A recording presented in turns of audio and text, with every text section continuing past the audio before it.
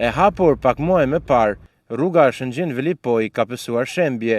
Problematika është shfaqur në afërsitë të fshatit Rjoll në një gjatësi prej 50 metrash, duke detyruar autoritetet që të bllokojnë njërin kat të lëvizjes në vendin ku janë konstatuar probleme.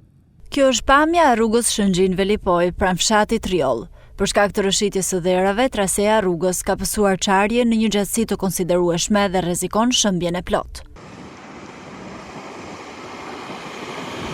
Pas problematikës së krijuar, është bllokuar një kraj lëvizjes në zonën ku janë konstatuar rrëshitjet e dherave, pasi i paraqet rrezikshmëri për drejtuesit e automjeteve. Kompania që ka ndërtuar këtë segment rrugor ka vendosur barriera betoni dhe sinjalistik në një gjatësi prej 50 metër në vendin ku ka ndodhur shëmbja. Rruga panoramike Shëngjin-Veli Poj u hap për qarkullimin e automjeteve në pranverë të këtij viti. Ky segment rrugor me gjatësi 15 km është investimi i qeverisë shqiptare me vlerë 3.8 milionë euro, duke shkurtuar distancën mes dy zonave turistike.